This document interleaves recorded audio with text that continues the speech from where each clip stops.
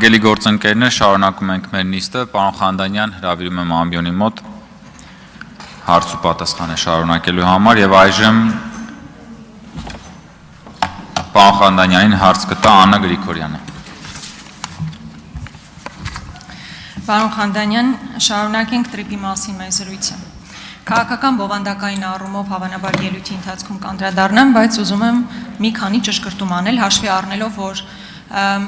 գալու է խորհրդարան, տրիպի մասին փաստաթուղթը դա քննարկվելու է, հետևաբար նույնիսկ պարամետրերի մակարդակով դուք ինֆորմացիայի հասանելիություն վստահ եմ ունեք։ Հետևաբար ես ուզում եմ հասկանալ, թե 43 կիլոմետր երկարությունը հստակ է մեզ խորությունը, լայնությունը, ինչ հատված է ներառելու բուն ճանապարհը եւ երկրորդը օգոստոսի 8-ի Վաշինգտոնյան համաձայնագրում կետ կար փոխադարձության մասին։ Հիշում եք այդ հայտնի կետը փոխադարձության մասին։ Ես ուզում եմ հասկանալ Հայաստանի համար, Հայաստանի Հանրապետության քաղաքացիների համար տրիպում գործող ռեժիմը որ ճանապարհին է տարածվելու։ Այսինքն մեր բեռնատար մեքենաները, մարդատար մեքենաները Ադրբեջանի որ ճանապարհով կարող են անցնել ունենալով նույն ռեժիմը, որ գործելու է Հայաստանի Հանրապետության տարածքով անցնող 43 կիլոմետրի վրա։ Հաշվի առնելով, որ օգոստոսի 8-ին նման պայմանավորվածություն է ձեռք բերվել փոխադարձության մասով։ Եվ երկրորդ հարցադրումը, պարոն Խանդանյան, նախորդ խորհրդարանում դուք այդ նույն հանձնաժողովի ղեկավարն եք եղել, եւ խորհրդարանը քննարկել է, կարծում եմ, երկու կարևոր, մեկը օրենք, մեկը համաձայնագրի վավերացում։ Առաջինը ԵՄ օրենքն է։ ԵՄ անդամակցության գործընթացի մեկնարկի մասին օրենքն է։ Արդյոք դուք շարունակում եք կարծել, որ Եվրոպական միության անդամակցությունը Հայաստանի Հանրապետության արտաքին քաղաքական հիմնական օրակարգն է շարունակում մնալ, եւ երկրորդը Հռոմի ստատուտը։ Վավերացման ժամանակ բավականին բարձրագոչ հայտարարություններ էին հնչում, որ սա վավերացում ենք, որպեսզի նաեւ այլևին պատասխանատվության ենթարկենք։ Ինչ եղավ։ Քանի տարի անցավ, որ այդքան վստահ պնդում եք, որ պետք է վավերացվի Հռոմի ստատուտը, ինչու համապատասխան քայլեր չեն ձեռնարկվել այդ ստատուտից բխող պարտականություններ իրականացնելու համար։ Շնորհակալություն հարցերի համար Տիկին Գրիգորյան։ Տիկին Գրիգորյանի վերաբերում է տրիպի խորության, լայնության մասին հարց եք տալիս, ես ուզում եմ կրկին կրկնել, որ տրիպը միայն երկաթուղի եւ ավտոճանապարհ չէ, տրիպը այլ ենթակառուցվածքներ եւս ներառում է։ Օրինակ, գուցե էլեկտրահաղորդման գծերը չանցնեն Հայաստանի ամենահարավով, գուցե անցնեն ավելի այնպիսի տեղանքով, որտեղ ավելի հարմար է դրա անցումը կամ ավտոճանապարհը։ Հայաստանի հարավով անցնելիքը դա երկաթուղին է եւ երկաթուղին անցնելու է այնտեղով, որտեղով խորհրդային տարիներին է անցել երկաթուղին, այսինքն այդտեղ մի մեծ լայնություն էլ չկա, գիտեք դուք շատ լավ ծանոթ եք Սյունիքից լինելով այդ ինչպես է անցնելու։ Մնացած հարցերով հենց հիմա այդ ուսումնասիրություններն են ընթանում, ինչպես նշեցի, իրագործելիության ուսումնասիրությունները եւ բարձ կդառնա, թե որ հատվածով են անցնելու օպտիկամանրաթելային մալուխները, որ հատվածով է անցնելու նավթագազային ենթակառուցվածքները, ավտոճանապարհը եւ այլն։ Ուստի այդտեղ շատ տեխնիկական բնույթի հարց է, որին տեխնիկական մասնագետները պիտի տան։ Այնուամենայնիվ դա տրիպը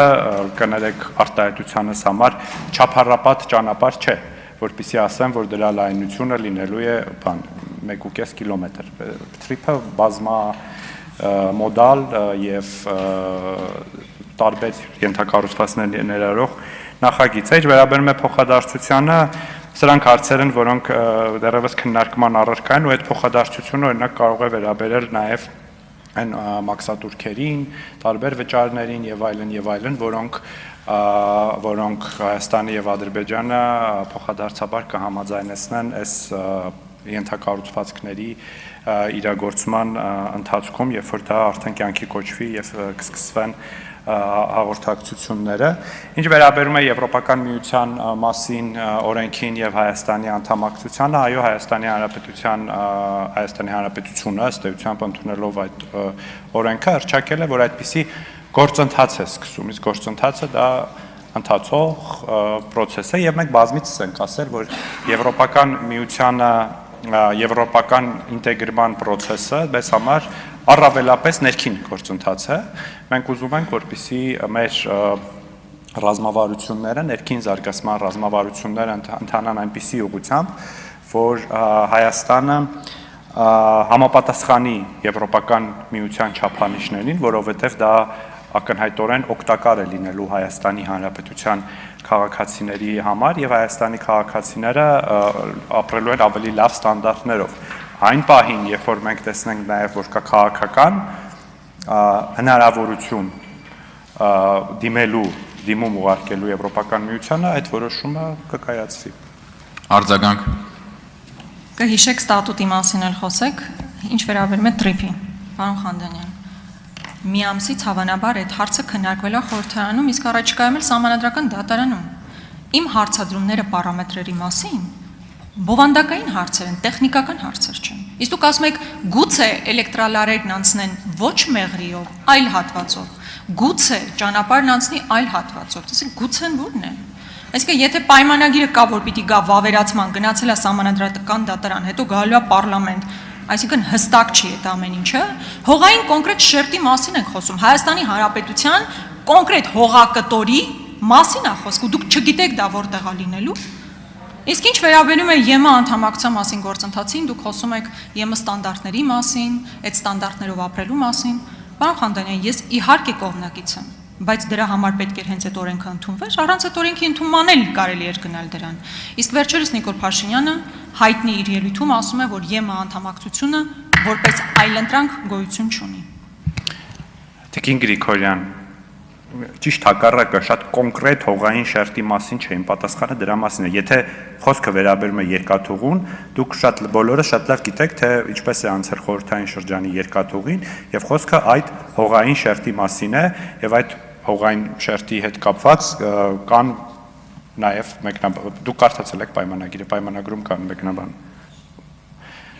Իսկ օրինակ էլեկտրական մալուխները հողի վրայով չեն անցնում են օրինակ օդով, օդային շերտի մասին գուցե